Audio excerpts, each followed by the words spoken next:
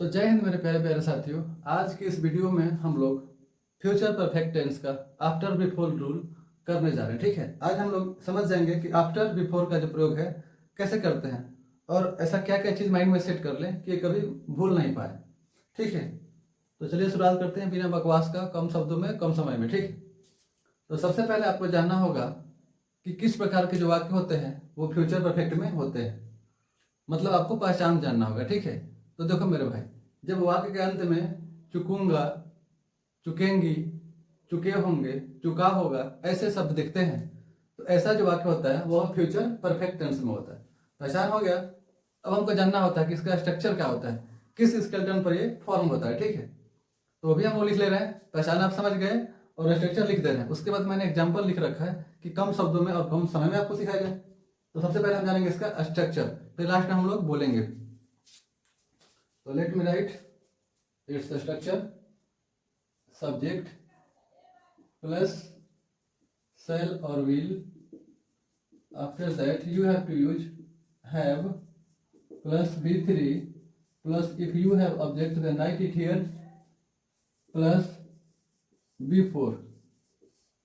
ये क्या बिफोर कहाँ से आ रहा है, क्योंकि हम लोग वही स्पेशल आज सीखने जा रहे हैं कि आफ्टर बिफोर का रूल कैसा होता है। ठीक है, तो आफ्टर बिफोर में से 1 बाय 1 सीखना होगा। तो पहले हमने शुरुआत किया बिफोर का।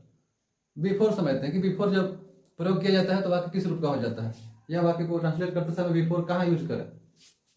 बिफोर के बाद क्या आने वाला है मेरे भाई, सब्जेक्ट प्लस वर्ब का फर्स्ट फॉर्म प्लस यस या ईएस प्लस ऑब्जेक्ट। ये हो गया स्ट्रक्चर। और स्ट्रक्चर में क्या समझा रहा है, आइए बिना रुके समझते हैं। सब्जेक्ट के बाद अगर शैल विल हैव ये सब आता है तो ये बता रहा है कि यह वाक्य फ्यूचर परफेक्ट टेंस में है। तो अगर इतना ही बता दे रहा कि फ्यूचर परफेक्ट में है तो बाकी सब तो क्या मतलब है कि नहीं। देखिए, आफ्टर बिफोर का जब रूल होता है तो उसमें 2 प्रकार के वाक्य, 2 छोटे छोटे वाक्य में जुड़े होते हैं। ठीक है, और इसी कंजक्शन के सहारे, प्रीपोजिशन के सहारे क्या करते हैं, वाक्य को जोड़ा जाता है आफ्टर बिफोर लगा करके। ठीक, तो अगर वाक्य इस टाइप का हो, 2 ही टाइप के वाक्य रहेंगे, एक बिफोर के लिए एक आफ्टर के लिए। तो बिफोर वाले जो वाक्य होंगे वो इस फॉर्मेट में होंगे, जैसे कि मेरे खेलने से पहले तुम जा चुके होगे, मेरे खेलने से पहले तुम जा चुके होगे, मेरे कहने से पहले तुम लिख चुके होगे, मेरे मना करने से पहले तुम कूद चुके होगे। समझ रहे आप, इस प्रकार के जो वाक्य होते हैं फ्यूचर परफेक्ट टेंस होता है। और पहले पहले जो आ रहा है वही तो बिफोर का यूज है। स्ट्रक्चर आपको दिख रहा है कि पहला पार्ट फ्यूचर परफेक्ट में, दूसरा पार्ट बिफोर लगाने के बाद सब्जेक्ट V1 SES मतलब प्रेजेंट इंडेफिनिट में। क्या स्ट्रक्चर बराबर हो गया कि पहला पार्ट फ्यूचर परफेक्ट में शैल हैव विल हैव लगा करके, जबकि बिफोर लिखने के बाद दूसरा पार्ट प्रेजेंट इंडेफिनिट टेंस में। ऐसा इसलिए होता है क्योंकि जब लगातार 2 वाक्य गागा के साथ आते हैं तो पहले वाला हम लोग ऑटोमेटिक प्रेजेंट में बनाते हैं। ठीक है, वो चीज यहाँ यूज किया गया है। तो कैसे बनाएंगे इसको, मेरे खेलने से पहले तुम जा चुके होगे, तुम जा चुके होगे। ठीक है, ये सेकेंड पार्ट है और मेरे खेलने से ये फर्स्ट पार्ट। क्लियर है। लेकिन जब भी हम आफ्टर बिफोर वाला सेंटेंस बनाते हैं, चाहे वो पास्ट का आफ्टर बिफोर हो या फिर फ्यूचर का आफ्टर बिफोर, तब ट्रांसलेट करते समय दूसरे पार्ट को पहले बनाते हैं और पहले पार्ट को बाद में। लेकिन बनाते कैसे हैं, जब इसको बनाएंगे पहले तो किस टेंस में, फ्यूचर परफेक्ट में with using shell have will have. जब इसको बनाएंगे लास्ट में तो किस टेंस में, प्रेजेंट इंडेफिनिट में। I hope you are not getting any doubt, ये प्रेजेंट इंडेफिनिट और ये फ्यूचर परफेक्ट। क्लियर है, तो चलिए बनाया जाए। तुम जा चुके होगे तो you will have gone, you will have gone before लगाना होगा पहले के लिए। इस पहले का स्पेलिंग यहाँ पर you will have gone before. क्या कह रहा है स्ट्रक्चर कि भाई प्रेजेंट इंडेफिनिट में बनाओ, तो मेरे खेलने से बिफोर आई प्ले। अब आई के साथ तो भाग में यस यस नहीं लगता है, हमारी बात। दूसरा एग्जाम्पल समझते हैं, उसके डूबने से पहले वह खा चुकी होगी, वह खा चुकी होगी पहले बनाओ, सेकेंड पार्ट को पहले बनाओ। किसमें बनाओ, फ्यूचर परफेक्ट में शैल हैव विल हैव के साथ है। तो वह खा चुकी होगी, it means she will have eaten. देखो स्ट्रक्चर मैच करो, सब्जेक्ट शैल या विल हैव V3, सब्जेक्ट शैल या विल हैव V3 ऑब्जेक्ट है तो लगाओ, नहीं है तो ना लगाओ। सी विल हैव ईटेन, पहले, बिफोर, मेरे उसके डूबने से पहले। अब उसके डूबने से को हम बनाएंगे प्रेजेंट इंडेफिनिट में। बिफोर ही, डूबने क्या बोलते हैं, सिंक, बिफोर ही सिंक। शनिचर के लिखने से पहले मैं नहीं लिख चुका हूँ। Here I took an example of negative which is related to future perfect. शनिचर के लिखने से पहले मैं नहीं लिख चुकूंगा। मेरे भाई ये दूसरा पार्ट है, पहले बनाएंगे। कैसे बनाएंगे, सेल हैव विल हैव के साथ बनाएंगे। मैं नहीं लिख चुकूंगा, I shall, you know shall use with I shall not, oh I'm sorry, I shall not have written से पहले, before, I shall not have written before, क्या, शनिचर के लिखने से, before Shanichar writes, your subject is singular, then you have to use verb is a verb singular, ठीक, I mean you have to use singular verb here, clear है। तो मेरे भाई ये है फ्यूचर परफेक्ट का बिफोर के रूल। बात समझ आ रही है कैसे बनाते हैं बिफोर के सेंटेंस। दूसरे को पहले बना वो भी फ्यूचर परफेक्ट में, और पहले पार्ट को बाद में बना वो भी future I mean present indefinite में। अब हम पढ़ेंगे आफ्टर का रूल, ठीक है। अब समझते हैं हम लोग आफ्टर का रूल। फ्यूचर परफेक्ट में आफ्टर का रूल कैसे यूज में लाया जाता है, ठीक है। और आफ्टर हम कहाँ उसको यूज करते हैं, कहाँ लिखते हैं, ठीक। तो पहले हम इसका भी स्ट्रक्चर देख लेते हैं कि स्ट्रक्चर कैसा है। According to its structure we will translate the given sentence into English. चलिए समझते हैं। इसका स्ट्रक्चर ये है कि पहले subject plus V1 plus S या ES ऑब्जेक्ट। कैसा दिख रहा है आपको ये? आपको दिख रहा है कैसा? बिल्कुल प्रेजेंट इंडेफिनिट की तरह।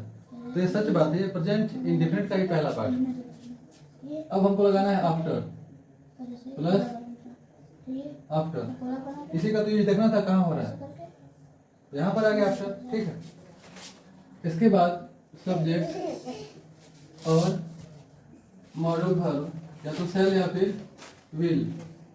उसके बाद क्या लगाना आपको? हैव लगाना है, फिर V3 लगाना है, और आपके पास अगर ऑब्जेक्ट है तो लगा लीजिए। ये हो गया आपका स्ट्रक्चर आफ्टर के लिए। पहला पार्ट जो बन रहा है प्रेजेंट इंडेफिनिट में, जबकि दूसरा जो बन रहा है फ्यूचर परफेक्ट में। बिल्कुल उल्टा, जैसे बिफोर वाले में हुआ था कि पहला पार्ट फ्यूचर परफेक्ट में और बिफोर लगा के दूसरा पार्ट प्रेजेंट इंडेफिनिट में। अब इसमें क्या होगा आफ्टर वाले में कि पहला ही पार्ट बनेगा प्रेजेंट इंडेफिनिट में, जबकि जो दूसरा बनेगा फ्यूचर परफेक्ट में। फॉर एग्जाम्पल देखिए, सूर्योदय होने के बाद मैं जाऊंगा। तो सेंटेंस को देख लो आप, इस तरह के वाक्य जो होते हैं फ्यूचर परफेक्ट के आफ्टर वाले होते हैं।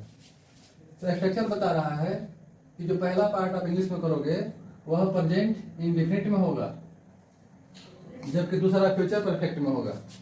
अब बनाते कैसे हम कि दूसरे वाले को पहले बनाते हैं और पहले वाले को बनाते हैं बाद में। तो चलिए बनाते हैं इसको। किस टेंस में बनाना है? Present indefinite. मैं जाऊंगा, आई गो, हो गया। अब इसके बाद लगाना है आपको बाद की इंग्लिश, आई गो आफ्टर सूर्योदय होने। इसमें आपको यूज करना है शैल हैव विल हैव। तो after the sun will have, उदय मतलब रीजन। आपको दिख रहा है यहाँ से सेंटेंस क्या हो गया? फ्यूचर परफेक्ट, और यहाँ से प्रेजेंट इंडेफिनिट। ठीक है, देखने दो, लेट हिम वॉच। तो ये है आफ्टर का यूज कि पहला टुकड़ा प्रेजेंट इंडेफिनिट में, जबकि दूसरा टुकड़ा फ्यूचर परफेक्ट में। समझ रहे हो बात? बोलो यस, बोलो बुढ़ाऊ यस। और एग्जाम्पल लेते हैं और समझते हैं फ्यूचर परफेक्ट का आफ्टर रूल।